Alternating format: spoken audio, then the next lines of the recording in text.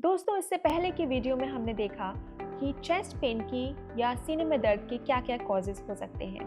हमने heart related causes और lung related causes as well as oesophagus यानी कि फूड पाइप रिलेटेड कॉजेज़ पर बात करी। चर्चा को आगे बढ़ाते हुए हम बात करते हैं स्टमक की।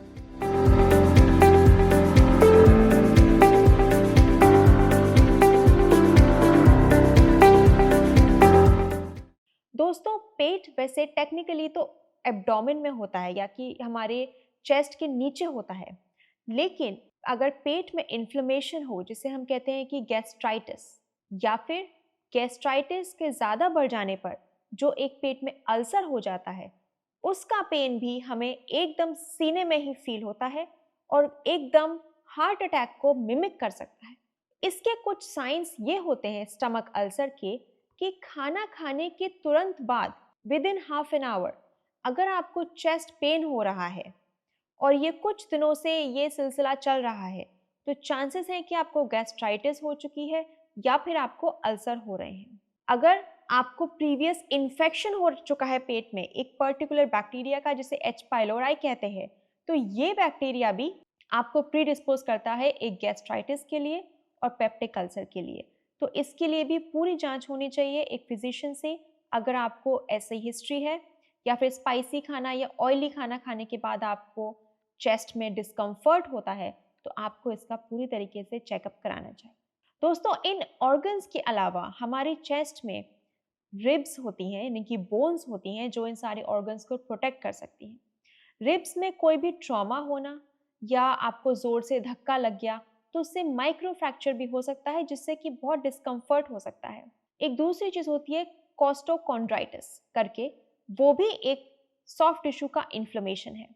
इसका क्लिनिकल क्लू ये होता है कि अगर आप उस पर्टिकुलर जगह पर टच करेंगे या फिर आप कोई मूवमेंट करेंगे अपने चेस्ट का, तो आपको हमेशा उस स्पेसिफिक जगह पर ही पेन होगा और उस जगह को प्रेस करने से आपको वो पेन रिप्रोड्यूस होगा। यानी कि वो पेन डीप नहीं है, वो पेन आपकी बोन में या आपके टिश्यूज में ही है। तो इसके ट्रीटमेंट्स हैं, पेन किलर्स भी हैं, टॉपिकल ट्रीटमेंट्स भी हैं। बट अगर आपको अपनी उंगली से प्रेस करने पर चेस्ट पेन हो रहा है, तो ये बहुत रीअश्योरिंग है कि ये हार्ट के ब्लॉकेजेस से रिलेटेड चेस्ट पेन नहीं। इसके अलावा हम बात करें तो काफ़ी मसल्स भी होती हैं चेस्ट एरिया में, बोन्स के बीच में, रिब्स के बीच में। तो मसल में स्ट्रेन होने से भी चेस्ट पेन हो सकता है। लेफ्ट साइड में भी हो सकता है और राइट साइड में भी हो सकता है। अगर आपने रिसेंटली कोई हैवी ऑब्जेक्ट्स उठाए हैं या फिर आपने रिसेंटली कोई भी नई एक्सरसाइज करी है या आपकी कोई ट्रॉमा हुआ है, तो चांसेस हैं कि आपको मसल इंजरी हो सकती है। दोस्तों, इन सारे ऑर्गन्स के अलावा अगर हम बात करें तो एक कंडीशन होती है पैनिक अटैक। पैनिक अटैक किसी ऑर्गन से रिलेटेड नहीं है, बट एक एंजाइटी रिलेटेड डिसऑर्डर है। और उस पैनिक अटैक में बहुत ही सिवियर चेस्ट डिस्कम्फर्ट हो सकता है और पेशेंट को लगता है कि वो एग्जैक्टली उनको हार्ट अटैक हो रहा है। लेकिन अगर आपको एंजाइटी का इशू है या कभी रह चुका है या आपकी धड़कन बहुत तेज हो जाती है सडनली और आपको पसीना आने लगता है, तो इसके भी चांसेस हैं कि आपको पैनिक अटैक हो सकता है। इसके लिए डॉक्टर से डिटेल्ड इन्वेस्टिगेशंस और ट्रीटमेंट्स करवानी चाहिए।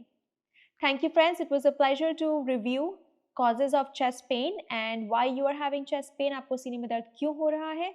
और अगर आपको कार्डियोलॉजी से रिलेटेड किसी और टॉपिक पर चर्चा करनी है, तो please do not hesitate to comment. Thank you.